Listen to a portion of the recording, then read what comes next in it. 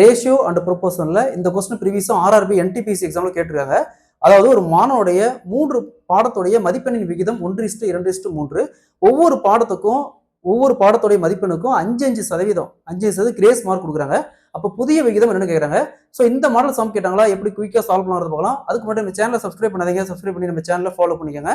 ஒரு மாணவனுடைய 3 பாடங்களின் மதிப்பெண்ணின் விகிதம் 1:2:3 அப்படிங்கிறாங்க. ஒவ்வொரு பாடத்துடைய மதிப்பெண்ணையும் 5% அதிகரிக்கிறாங்க. அப்போ புதிய விகிதம் என்னன்னு கேட்குறாங்க. ஸோ எப்போவுமே ஒரு ரேஷியோவுக்கு சேம் பர்சன்டேஜ் இன்க்ரீஸ் பண்ணாலும் சரி, அதாவது சேம் பர்சன்டேஜ் அதிகரிச்சாலும் சரி, இல்லை சேம் பர்சன்டேஜ் டிக்ரீஸ் பண்ணாலும் சரி, ரேஷியோ பார்த்தோம்னா அதே ரேஷியோ தான் வரும். அப்போ ஆன்சர் will be 1:2:3. இந்த கொஸ்டின் பொறுத்த வரைக்கும் நம்ம சால்வ் பண்ணவே தேவையில்லை, பார்த்தோன்னா நம்ம ஈஸியாக ஆன்சர் பண்ணிடலாம். ஸோ இது எப்படின்னா, ஸோ இங்கே என்ன ரேஷியோ கொடுத்துருக்காங்க, 1:2:3. ஒவ்வொரு பாடத்தோட மதிப்பெண்ணும் 5% அதிகரிக்கிறாங்க அப்படிங்கிறாங்க.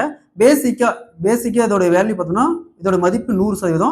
அது கூட அதிகரிக்கிறாங்கன்னு சொன்னா அதை கூட்டிக்கணும். அப்ப எத்தனை சதவீதம் அதிகரிக்கிறாங்க, 5%. ஸோ அப்ப 100 + 5 105%.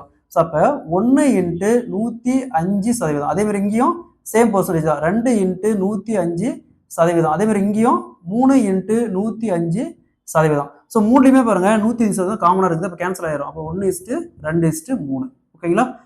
ஸோ எப்போயுமே ஒரு ரேஷியோட சேம் பர்சன்டேஜ் அதிகரிச்சாலும் சரி, இல்லை சேம் பர்சன்டேஜ் குறைச்சாலும் சரி, இல்லை சேம் வேல்யூ ஆட் பண்ணாலும் சரி, இல்லை சேம் வேல்யூ மைனஸ் பண்ணாலும் சரி, சேம் ரேஷியோ தான் வரும். Option A is the correct answer.